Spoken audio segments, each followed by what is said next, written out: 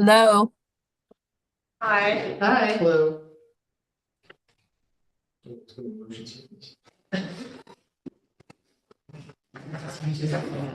she is.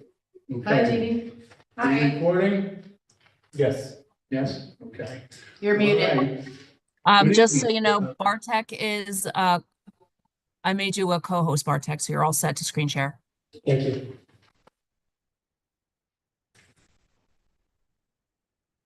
Okay. February 25th, a little past 6:30. Welcome to the February edition of Community Development and Housing Committee. We'll call the meeting to order right now. Actually, FYI for everyone, the first item of business is no item of business tonight. That has been stricken under old business. Oh, I was curious if that's moving forward in light of everything that's, Okay, The Flatbush project? yeah, I believe they will be on the planning board agenda. okay. okay, so that brings us to Bartek. The star of the show, shall we say. All right, I haven't provided an update in a while. So I just wanted to go over some numbers for 2024 that you might find interesting or informative.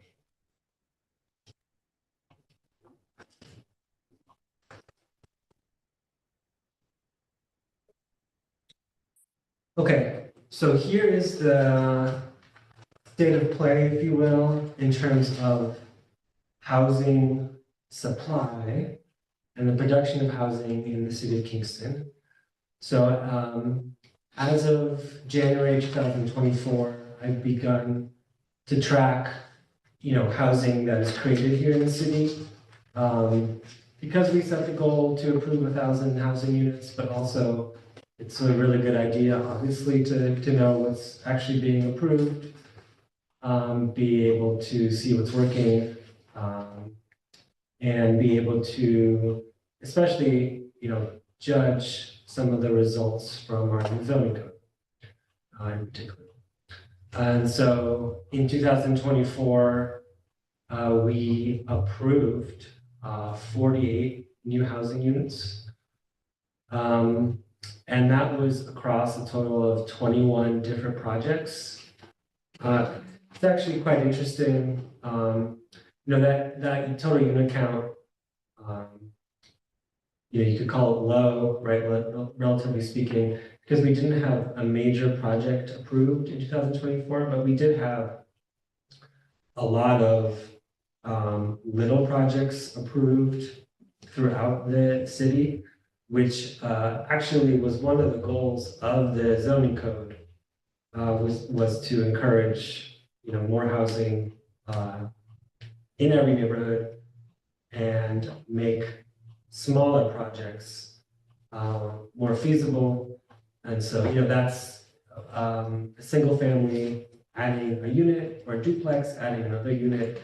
That's the kind of, or a new accessory dwelling unit. That's primarily the type of housing project that you see in that 48 unit count.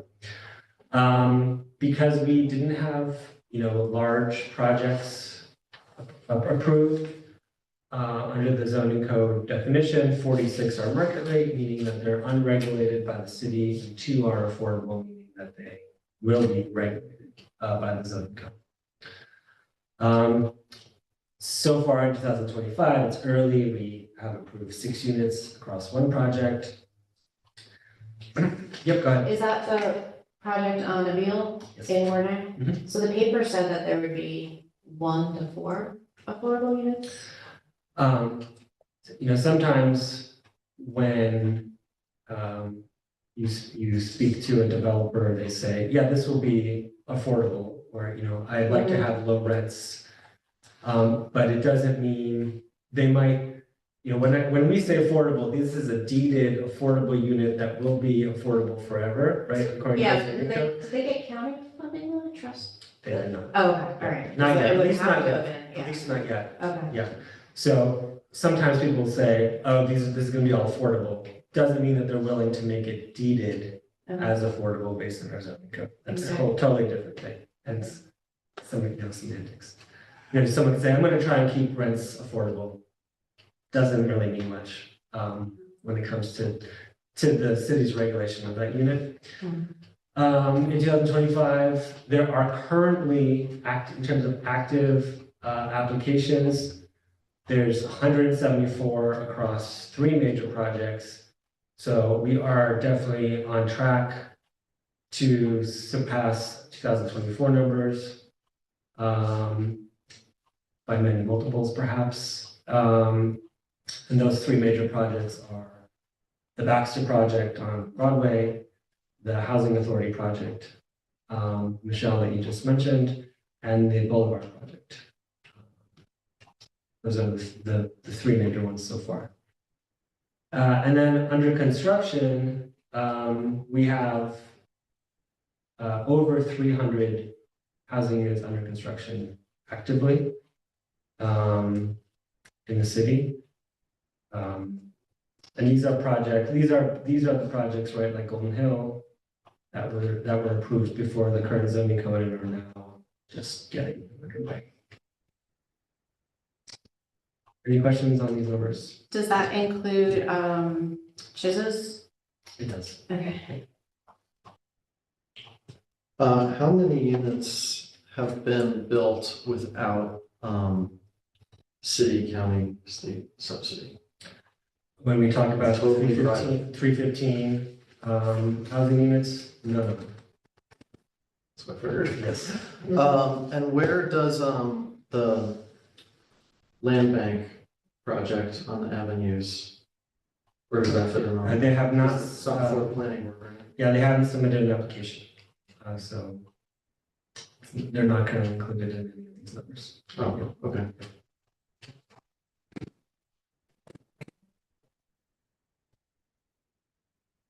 Okay, so of course, I'll keep everyone posted, and as the city begins to better track some of this information, right, we'll have more and more information and be able to discuss trends and so on. Right now, this is what we have.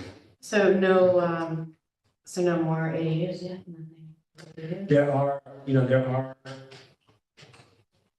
one thing I've learned, right, in the past, since the zoning comes passed, is that building accessory dwelling unit is very expensive, right? And the homeowner basically has to act as their own GC, Yeah. and so it's quite complicated, and goes without saying, it's not as easy as many people think, and right, many times, there's the ADU +1 grant that the county and RUPCO are managing, of course, and there are many applicants in the city of Kingston that are currently working to build an ADU or do that grant, which is great. But, even for those that don't qualify income-wise for that grant, it's still, they want to provide housing, they still need assistance, right? They still need help. And so there are, maybe like half a dozen to a dozen detached, so like very traditional ADUs that I know of that are in development throughout the city in various like pre-development stages. So we'll see that slowly kind of percolate out. Are most of these ones under construction using a pre-existing structure? Yes, that's the easiest. Attached ADU. is what we- Going back to your 315 across the 3 major projects, one was Golden Hill, the other, what was, and then. The second one is the Barrel Factory on the Oh, corner. Barrel, that's the one. And Chizz's, 256 or 256 Washington, formerly known as Chizz's. is the third. Okay, Barrel Factory was the one I was missing. Yeah. Okay, thank you. Does this project have a name? Like, I keep wanting to give it, a name, but I'm not aware of a formal. Okay. 256 rebrand. Washington? Yes. How's the Cooper Ridge doing? Um, Smith Avenue? We're not involved in it, I'm just wondering. Yeah, that's open. It is open. Yes, 12 units Fully? fully occupied. Yes, Oh, okay. that was leased out very quickly. They're open. That's part of the 48. That is part of the 350, actually, it's not part of any number here because it's not in construction, it's complete. It was completed. Before 2024? It was, they were leased up last year, basically. Okay. That's 12 minutes. All right. Summary of short-term rental permits. Our cap is 106. Mhm. We are at that cap. There are about 17 on that waiting list, waiting to receive a permit. Short-term rental limited, which is you can have a short-term rental for no more than 30 days. 13 permits issued. Resident occupied, which is you're renting out a bedroom or a portion of your home.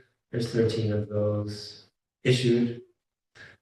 We continue to send out violations as we have unregistered short-term rentals. I would say that there's fewer and fewer of those.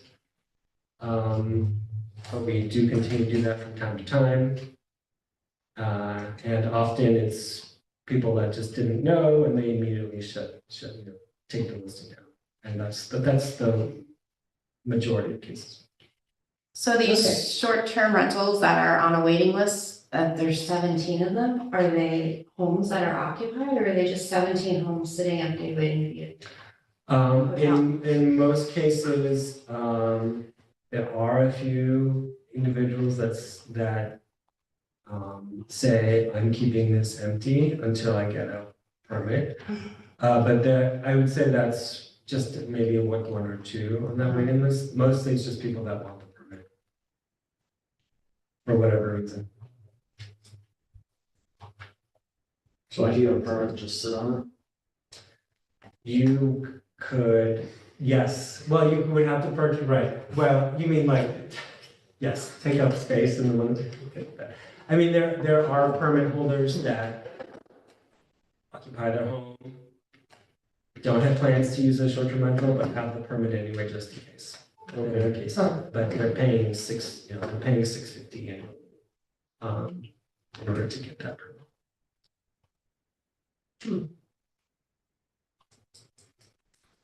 Any questions on this?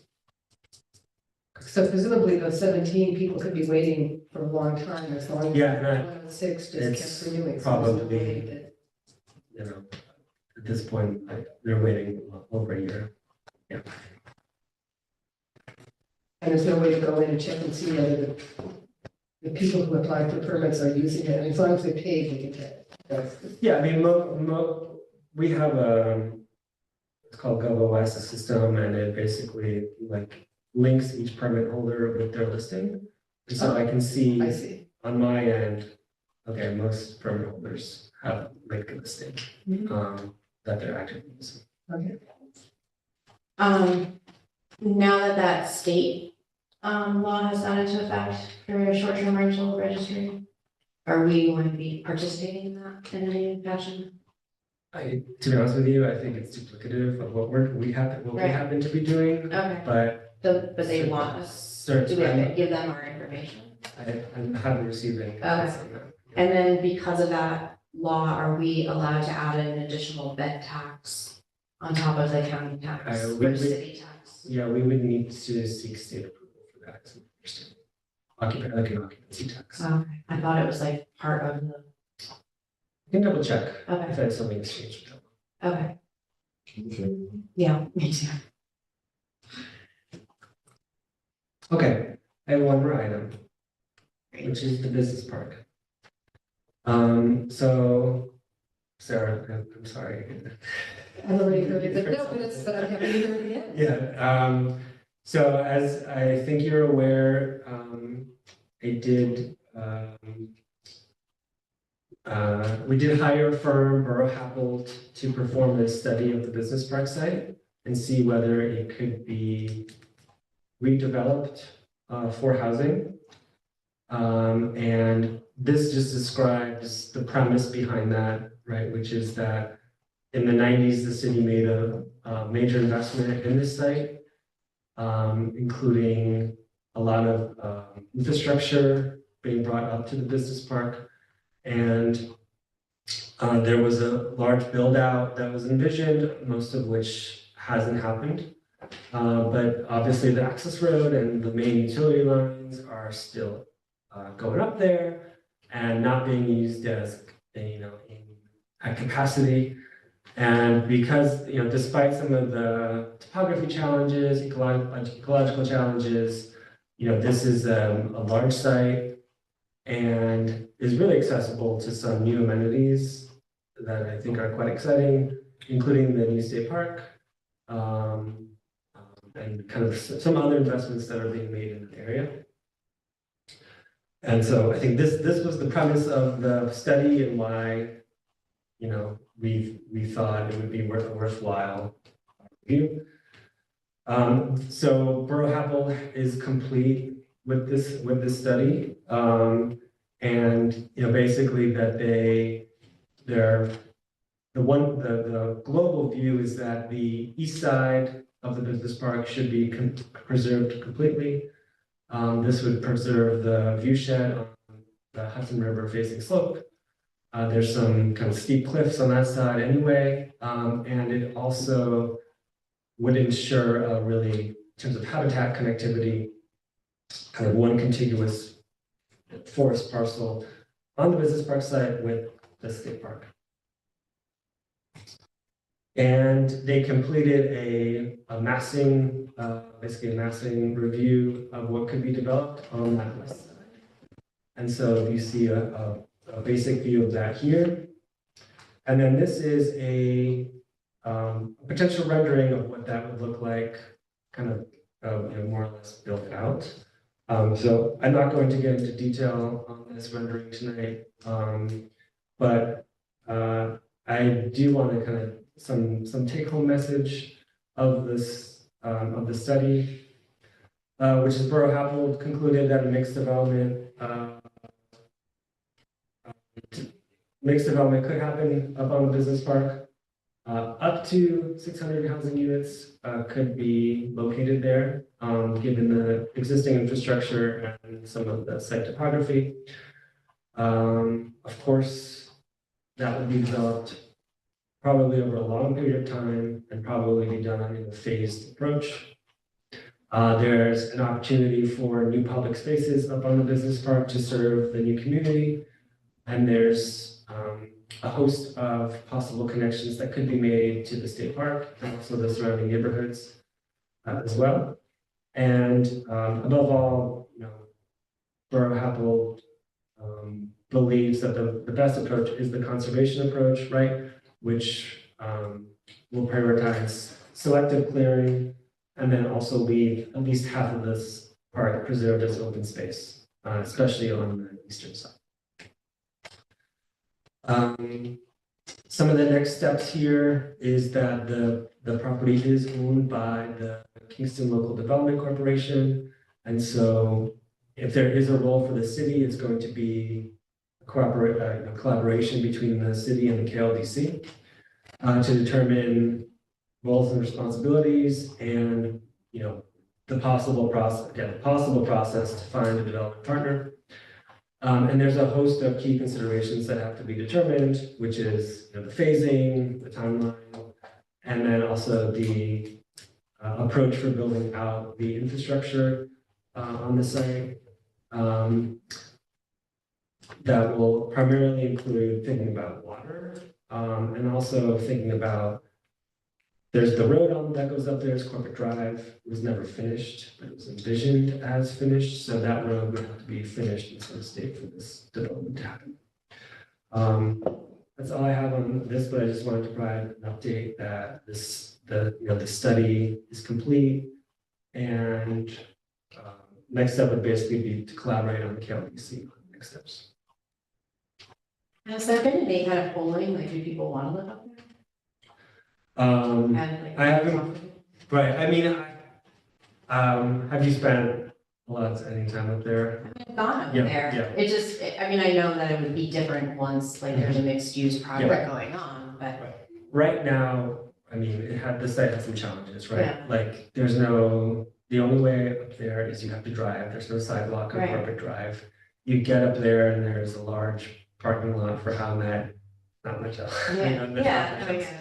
But I think, the site had, given the kind of the forest up there, that could possibly, there's new connections built out. I mean, it could be actually a great place to live. So regarding I have a list of questions, but regarding the accessibility, are we going to put sidewalks up Corporate Drive? I think that would be a And minimum. can because even to say it's accessible to Kingston Point Beach, I think is very generous. I would run and bike up the hill in the summertime, it's pretty brutal. Can the county's electric buses make it up that hill? I think so, yes, there was a consideration, I mean, we would have to confirm. It's not that steep of a grade that I'm not an electric bus expert, but Borough Capital we did look at bringing the bus up to the site. That was I think that would need to be a requirement. Yeah. Especially since, like, as it stands right now, it seems like you would have to own a car to live there. And then regarding the road itself, is the developer gonna build it and get their certificate and then the city will take over, or is the city building it? that all would have to be figured out in terms of the roles and responsibilities. Okay, and then, who's gonna own this? Is it gonna be KLDC in partnership with others, or is this gonna be totally private? Well, right now, the KLDC owns it, and so I think that would have to be figured out, like, will the KLDC, let's say the KLDC finds a partner, will they sell it, will they lease it? That's all to be decided. Okay, and then will there be any commercial space or? Yes, so it will be mixed use. I strongly believe it should be mixed use. Borough Apple did do an evaluation to see like what kind of business would survive up there. The economics for like a retail site up there would be difficult likely, but they did recommend one potential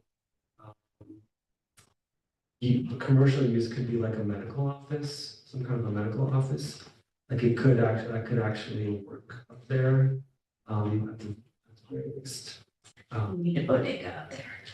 That Yeah. came up, at some of the public hearings, that's when it came up, that if people were gonna live there, there needed to be a place for people. Especially since there's nothing in Bukkake either. Exactly, so that came up. I think, that it depends on the economics at the time. I think some sort of neighborhood serving retail would be great. There will be some commercial, feeling strongly in that, but depends. Yeah. It also depends on how many, at the end, how many units are actually built out, right? Because there would have to be enough to, obviously, to support some retail. And regarding the properties that we took ownership of off Fourth Avenue, is there going to be the connection to Fourth Avenue, either pedestrian So we don't own them yet. yet?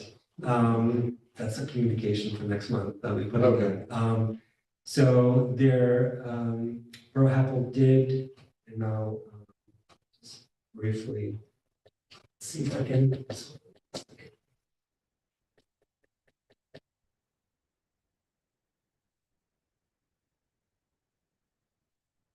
We saw a fuller presentation at the KLDC Yes. meeting, so you could see it there, but they talked about different connections. Yep. That would be sort of Yeah. walking connections or other connections. Yeah, so for reference, this is the land bank site. Mm-hmm. And then this is Fourth Avenue, and the grade here is actually too steep for a road, and also Fourth Avenue is very narrow. But there could be pedestrian connection down to Fourth Avenue. If we did steps, would we also have to include some kind of ramp? I think it should be ADA accessible, Mhm. and that's in the fuller study of this for Apple, basically an ADA accessible kind of winding path.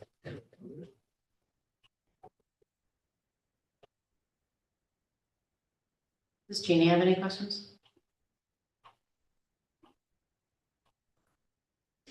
Let me ask a question before I forget about it.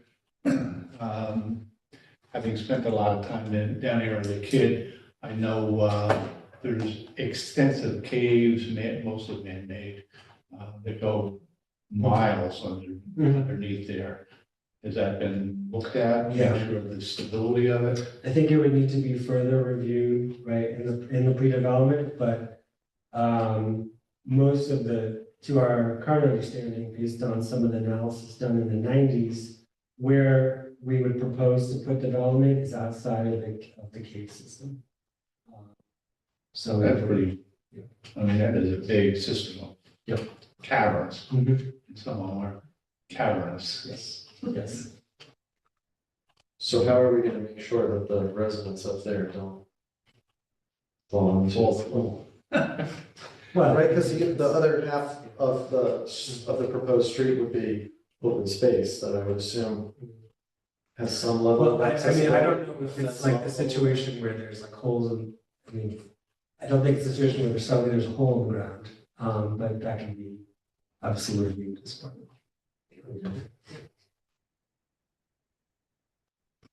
And I think from the KOBC meeting, there was a variety of housing that was proposed. So there'd be sort of a central structure near a big open space and then smaller buildings sort of heading out towards the Yeah. sides, yeah. Might help address some of that, the issues of danger, and staying away from the steep slopes and building on the I flats. mean, right now, anyone, I mean, Yeah. Yeah, We just told them.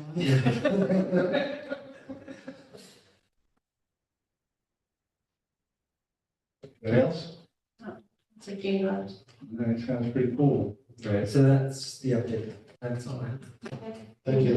Thank you. Deal. Thank you. What are you doing? You leaving? Not sticking around? Oh. Man. Okay. So that takes us through our new business. And we do have one item on old business, which is a change to the code of the city of Kingston, 405.19. What's our pleasure here? Yeah, so we tabled last time, I met with, the IDA,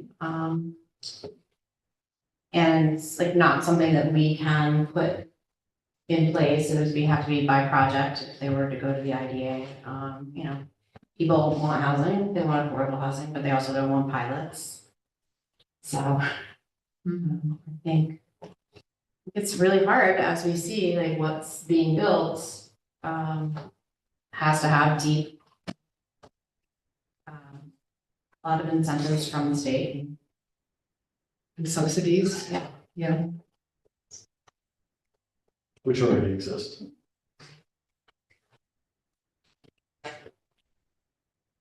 Okay. Any others? It seems like we've been at this a long time, for sure, so, I'm not sure if we're gonna bring it to a close here. Any other? Anybody wanna add anything? Subtract anything? Not this time. I think it's worth keeping on the agenda. I think it's worth, just keeping it there until more information comes to us that will help us make a decision. Okay. So we're gonna continue to keep it as old business. Yeah, I don't think we can, to check, I don't think we can keep it like past 2 months without any action. So then it would go off the agenda, but then could be brought back. Okay. Okay. Well, that, my friends, wraps it up, except I have a question from Michelle. Yes. So I don't forget. I just noticed this the other day, down in Wilbur, right before you get into the intersection, I just saw a trailhead up to the left. Were you coming down over? Yeah. I've Yeah, never that's, seen it. the Red Fox Ravine. Where does that, I have never seen that before. So, do you remember back in 2019, the fall, we had a lot of rain and these couple gentlemen were clear cutting their property and Yeah, the excavation equipment fell down. So the Kingston Land Trust then acquired that property pretty rapidly and, been putting in, they put in the trails, they put in a, performance space. Okay. So it's an old mining facility, so it's like kind of like little It red is open rocks. Yeah. And, got a grant for parking there, and handicap parking. Nice. Yeah, it's really, really Oh, I've great never been place. there. And the trails are pretty accessible too. Yeah, Yeah, they put in steps, like people came and put, steps in, with rocks and. yeah. How far does the trail go? Not that far, but then you go into this really big space that's like wall of like hundreds of feet. Oh, Yeah. Oh, I gotta, I'll have to go up there. sounds good there. Sounds good. Yeah, nice. It's a nice spot.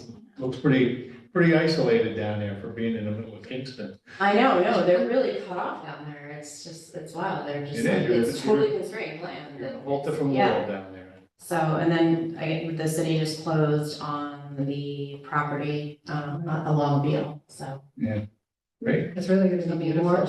Yeah. Nice. All right. Motion adjourned. Second. Third. Anybody opposed? All right. We are adjourned. Thank you for. Thanks, Elisa. Thank you. Thank Thanks. you. The shortest meeting you're going to do.